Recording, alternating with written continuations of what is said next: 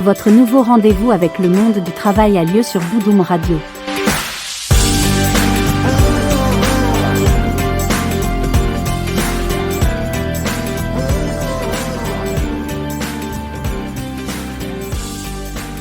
L'auteur du livre Le jour où j'ai quitté Bill Gates, Christophe Holnett, est l'invité de l'Instant T, l'Instant Tech. L'ex-DG de Microsoft France est au micro d'Aurélia Billard, au programme IA, employabilité des seniors et reconversion professionnelle. C'est tout de suite sur Boudoum Radio. Microsoft a annoncé la suppression de 10% de ses effectifs en France, qui représente à peu près 200 personnes. Des licenciements qui s'inscrivent dans un plan plus vaste. À l'échelle mondiale, environ 6000 personnes sont concernées, sont touchées. Il y avait déjà eu des licenciements chez Microsoft, mais ce qu'on note, c'est que cette fois-ci, l'intelligence artificielle serait vraiment derrière ces licenciements.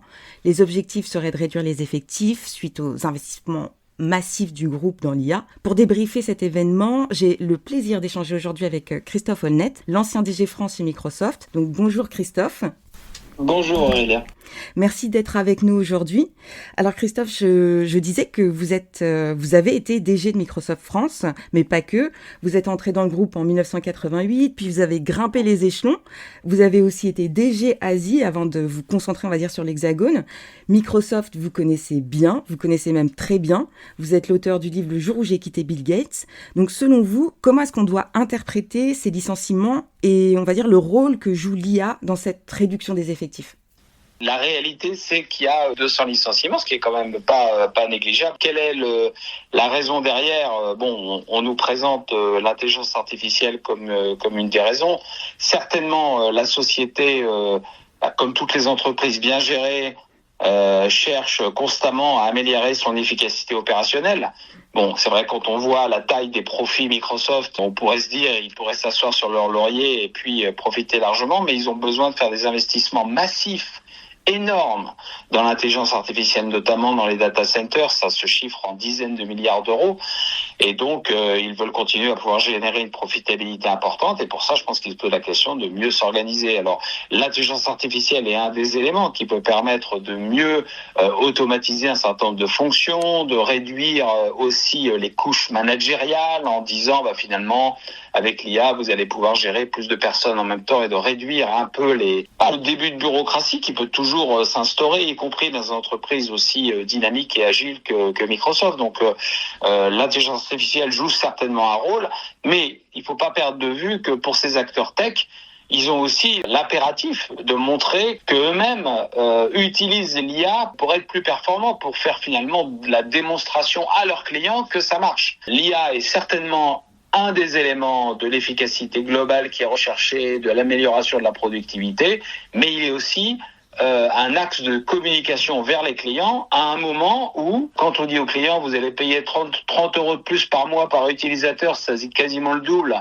pour utiliser Copilot, les clients finissent par se dire, et quel est le vrai retour sur investissement ? On voit qu'il y a un certain nombre de questions qui commencent à se poser, et donc ils ont besoin, comme d'ailleurs les autres acteurs, Nvidia, Amazon ou d'autres, de dire, non, mais on applique nos propres recettes et regardez, ça marche. L'intelligence artificielle, c'est tous les mots MAUX du monde du travail. Comment est-ce qu'on peut faire en sorte qu'elle soit utilisée au mieux en évitant un impact social fort comme ces licenciements massifs ? Les mots, ils sont peut-être pas à MAUX, ils sont pas encore forcément avérés, mais en tout cas, ça alimente beaucoup de fantasmes. La réalité, si vous voulez, c'est ce qui s'est passé avec l'IA générative et ChatGPT, c'est que c'est aussi à quel point là, le grand public s'est extrêmement rapidement emparé du sujet, puisque ChatGPT est devenu un phénomène mondial et que tout le monde l'utilise. Le grand public a peu mesuré ce que veut dire l'IA, c'est-à-dire que cette interface conversationnelle, elle a permis de faire toucher du doigt au grand public tout le potentiel de l'IA, à la fois dans son potentiel formidable, ça permet de gagner du temps, faire résumer des documents, pouvoir faire une nouvelle façon de faire de la recherche, etc. Mais aussi de se dire, ça peut quasiment remplacer, en tout cas, une partie de ce que je fais au quotidien dans mon job. Donc ça alimente beaucoup de craintes. Moi, je suis surpris. Je fais pas mal de conférences et d'interventions ou de tables rondes. Dans les questions-réponses, à la fin, le nombre de questions qui manifestent une inquiétude plutôt qu'un espoir est énorme. Finalement, on se dit, Est-ce que ça va pas remplacer les humains au travail, sans parler évidemment de toutes les problématiques autres au travers des fake news, ce genre de choses et des outils de manipulation qu'ils peuvent être. Là, on se trouve avec un outil, si on se concentre sur le marché du travail, en se disant finalement, est-ce que ça va être un outil qui va permettre de me rendre plus performant dans mon travail, en me libérant du temps, en m'affranchissant d'un certain nombre de contraintes. Et d'un autre côté, on peut se dire, ah oui, mais ça peut me remplacer. On ne sait pas encore trop ce qui va se passer entre le scénario de suppression massive et le scénario d'augmentation, si je puis dire, ou d'amplification de l'individu idéalisé. La réalité, c'est qu'on ne sait pas trop. Et j'attendrai, moi, de la part d'acteurs comme Microsoft ou de grands acteurs tech, c'est qu'ils nous disent pas seulement « Ah, l'IA nous a permis de supprimer des emplois », mais c'est nous dire « Ah, non, l'IA va me permettre de donner une vraie vision, un vrai leadership sur ce que peut être le travail de demain ». Aujourd'hui, on sait très bien qu'on va en France vers un choc démographique. On aura 40% des salariés qui auront plus de 45 ans en 2030. Ça veut dire que l'attitude des entreprises qui continuent à penser et à licencier massivement les seniors, entre guillemets, puisqu'on considère qu'on est senior à partir de 45 ans, et en tout cas un désinvestissement sur eux, est un problème à terme parce qu'ils constitueront la majorité des salariés à un horizon de 10 ans. Et donc dans ce cas-là, c'est complètement stupide de ne pas investir sur eux. Ce d'autant plus qu'ils peuvent, par l'expertise qu'ils ont accumulée, être des très bons dompteurs ou orchestrateurs des agents IA. Aujourd'hui, j'aimerais de la part des grands acteurs tech un peu de vision plus globale sur le futur du travail. Comment ce temps qui est libéré va permettre de repenser les organisations, va permettre de mieux utiliser l'expertise des seniors dans leur capacité à orchestrer les agents IA. Comment on va permettre aussi aux jeunes générations de trouver leur place dans un monde où on a l'impression que le junior ou le stagiaire, il va être remplacé par un agent IA. J'ai plus de questions, Aurélia, que de réponses, mais je pense que parfois poser la bonne question est déjà une très bonne façon d'aller vers la réponse. Mais c'est très bien aussi et je suis d'accord avec vous.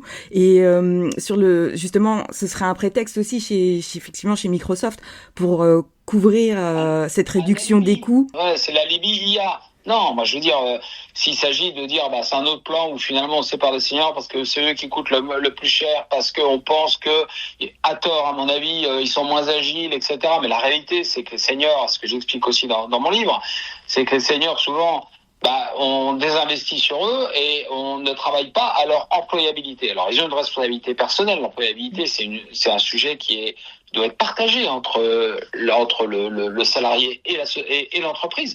Mais l'entreprise, elle a, à mon avis, dans sa responsabilité sociale, de cultiver, de développer l'employabilité de ses seniors. Et quand vous discutez avec les DRH, vous disent « Ah oui, non, c'est pas mon job parce que je suis pas là pour faire en sorte qu'ils puissent retrouver un job à l'extérieur. » Mais je dis « Mais attendez, non, c'est très positif que quelqu'un se sente employable et une capacité à rebondir ailleurs, parce que si il est dans cette position-là, il sera plus performant à l'intérieur et il restera pour de bonnes raisons. » C'est vrai qu'on pouvait s'interroger et on peut toujours s'interroger sur la place des seniors dans le monde du travail, voire même dans le futur du travail.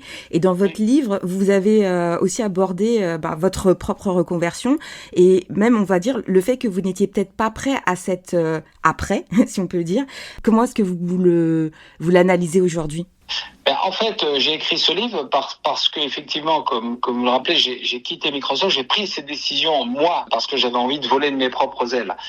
J'ai certainement pris la bonne décision, mais j'ai fait un mauvais choix en rejoignant une entreprise pour laquelle j'avais probablement pas analysé les problématiques de gouvernance et autres, et qui fait que finalement j'ai vécu un échec. J'ai l'impression, j'avais eu un parcours de bon élève, j'étais rentré chez Microsoft à 26 ans, j'avais grimpé les barreaux de l'échelle un à un, et j'avais l'impression que ça allait continuer comme ça. Et tout d'un coup, boum, je suis tombé de l'échelle. Et du jour au lendemain, je me suis retrouvé un peu groggy à devoir réfléchir à ce que j'allais faire. Et c'est là où j'ai mesuré à quel point j'étais mal préparé à ça. Et je trouve que j'ai fait plein de choses et finalement j'ai rebondi en reprenant une PME et finalement en étant capitaine d'un plus petit bateau plutôt qu'officier d'un grand navire, et ça me correspondait mieux. Mais j'ai mis près de 2 ans à découvrir ça et c'est très long, et j'avais cette chance d'avoir le temps devant moi, ce que n'a pas forcément tout le monde. Et l'autre chose que j'ai pu observer ensuite, c'est à quel point cette impréparation à la vie après la grande entreprise, elle était généralisée.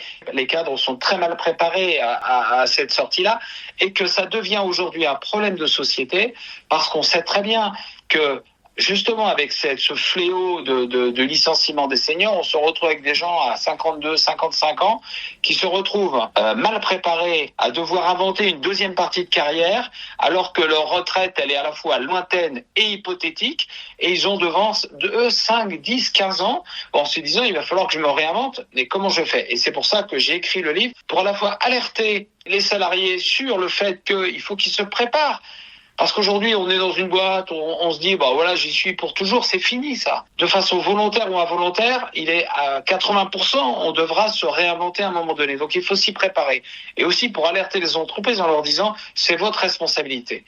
Alors les entreprises, je ne sais pas si elles écouteront le message, mais en tout cas les salariés, j'ai un certain nombre de conseils à leur donner. Le premier, c'est de réfléchir à ce que j'appelle l'ikigai, c'est-à-dire c'est un concept japonais que j'ai ramené un peu de mes années en Asie, mais qui est finalement que la Gen Z travaille elle de façon quasi native. C'est probablement votre cas aussi, Aurélien, en disant finalement j'essaye d'aligner ce que j'aime faire, pourquoi je peux être payé, ce pourquoi je suis doué, ce qui a un impact positif sur le monde, et ce qui est à l'intersection de tout ça, c'est un peu mon étoile polaire, et c'est ce vers quoi je vais essayer d'aller. Quand on est dans une entreprise, prendre les opportunités de formation, s'ouvrir à l'extérieur, cultiver son réseau. Quand on a la chance de travailler pour une entreprise prestigieuse, qui a un impact vers la société, ne pas trop s'identifier au logo de la boîte. Oui, en profiter, ça devient un peu notre objet social, etc.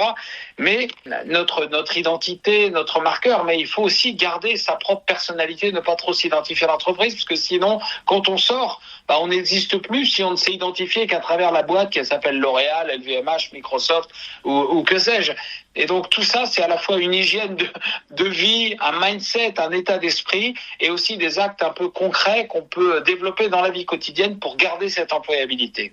Aujourd'hui, vous avez 63 ans et... Ah oui, merci de le rappeler. Mais on dit que vous êtes senior advisor chez Apax Partners. Justement, vous êtes investisseur spécialiste du développement d'entreprises technologiques.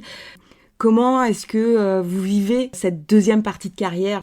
Ouais, autant, j'ai trouvé ma première version d'Ikigai en tant que patron de PME, se développant à l'international un peu dans la douleur, autant cette nouvelle version de moi-même, j'y ai réfléchi avant et elle correspond vraiment à ce que je voulais faire, une fois passé 55 ans, c'est-à-dire ne plus forcément avoir la pression de direction générale opérationnelle d'une entreprise, mais beaucoup plus du côté investisseur et conseil pour accompagner des projets entrepreneuriaux sans en avoir forcément toutes les contraintes au quotidien et me permettant de le faire sur plusieurs projets en parallèle.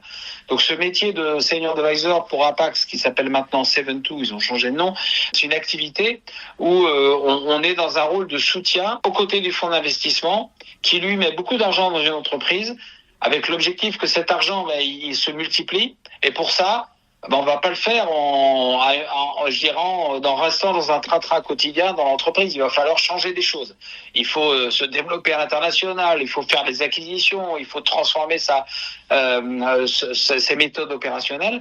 Et donc, autant les fonds, précédemment, ils n'avaient pas forcément d'équipe d'accompagnement, autant c'est quelque chose qui est en train de se généraliser, soit avec des équipes en propre, soit plutôt, et c'est le cas des fonds français, en faisant appel à des expertises comme moi, mais comme d'autres, qui peuvent, intervenir plus sur le côté financier, plus sur le côté ressources humaines, le côté politique environnementale. Mais moi, je me concentre beaucoup sur l'accompagnement, du développement des affaires, c'est-à-dire trouver des bons partenaires, trouver des possibles bonnes personnes pour aider le dirigeant et le conseiller sur les évolutions de business model. Donc c'est assez passionnant parce que vous êtes au cœur de la stratégie, de façon un peu, effectivement, à temps partiel, mais en travaillant sur quelques projets. Et puis, à titre personnel, j'ai aussi une activité plus traditionnelle de business angel, mais que je fais vraiment avec des projets sur lesquels j'ai envie de m'investir, avec des gens avec qui j'ai envie de travailler, probablement pas avec une obsession du retour sur investissement, mais aussi pour moi, pour continuer à apprendre et me tenir au courant des dernières technologies et de sortir juste du discours incantatoire, mais de voir la vérité vraie de ce que c'est que je gère une start-up au quotidien. Écoutez, merci beaucoup Christophe Holnet d'avoir été avec nous aujourd'hui sur Boudoum Radio. Merci Aurélia. Et je vous souhaite de réussir encore tous vos projets futurs. C'est hyper inspirant ce que vous nous dites aujourd'hui. J'espère que vous serez entendus.